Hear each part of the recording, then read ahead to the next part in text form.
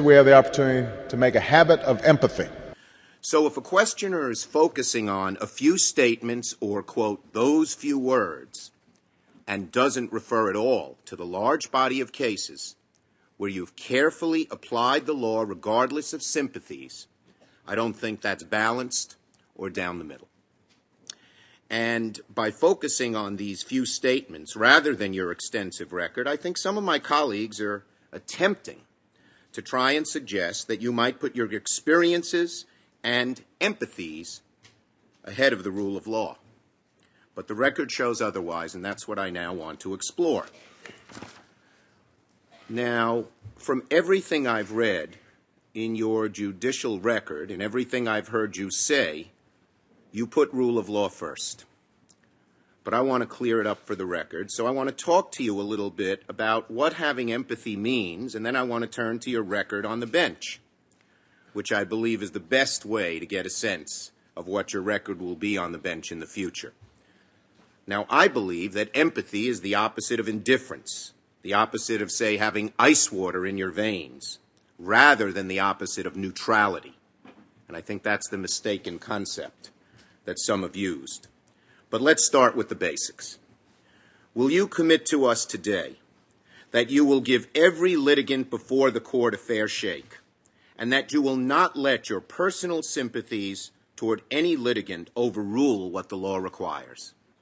That commitment I can make and have made for 17 years. Okay, well, good. Let's turn to that record.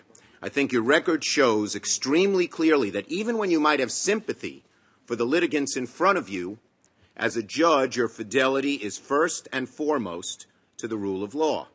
Because, as you know, in the courtroom of a judge who ruled based on empathy, not law, one would expect that the most sympathetic plaintiffs would always win. But that's clearly not the case in your courtroom. For example, and I'm going to take a few cases here and go over them with you. For example, in Ray Air Crash off Long Island, which is sort of a tragic but interesting name for a case, you heard the case of families of the 213 victims of the tragic TWA crash, which we all know about in New York. The relatives of the victims sued manufacturers of the airplane, which spontaneously combusted in midair in order to get some modicum of relief, though, of course, nothing a court could do would make up for the loss of the loved ones. Did you have sympathy for those families? All of America did. That was a loss of life that was traumatizing for New York State because it happened off the shores of Long Island. And I know, Senator, that you were heavily involved in ministering to the families during that case. Right. Everyone had sympathy for their loss. It was absolutely tragic. And many of them were poor families, many of them from your borough in the Bronx. I met with them. But ultimately you ruled against them, didn't you? I didn't author the majority opinion in that case. I dissented from the majority's conclusion, but my dissent suggested that the court should have followed what I viewed as existing law and reject their claims. Yeah. Or at least a portion of their claim. Right. Your dissent said that, quote, the appropriate remedial scheme for deaths occurring off the United States coast is clearly a legislative policy choice which should not be made by the courts. Is that correct? Yes, sir. And that's exactly, I think, the point that my colleague from Arizona and others were making about how a judge should rule. How'd you feel ruling against individuals who had clearly suffered a profound personal loss and tragedy and were looking to the courts and to you for a sense of justice? One in a tragic, horrible situation like that can't feel anything but personal sense of regret. But those personal senses can't command the result in a case. As a judge, I serve the greater interest, and that greater interest is what the rule of law supplies. as I mentioned in that case, it was fortuitous that there was a remedy. And that remedy, as I noted in my case, was Congress. And in fact, very shortly after the Second Circuit's opinion, Congress amended the law giving the victims the remedies that they had sought before the court. And my dissent was just pointing out that despite the great tragedy, that the rule of law commanded a different result. And it was probably very hard, but you had to do it. Here's another case. Washington versus County of Rockland. Rockland's a county, a suburb of New York, which was a case involving black corrections officers who claimed that they were retaliated against after filing discrimination claims. Remember that case? I do. Do you have sympathy? Did you have sympathy for the officers filing that case?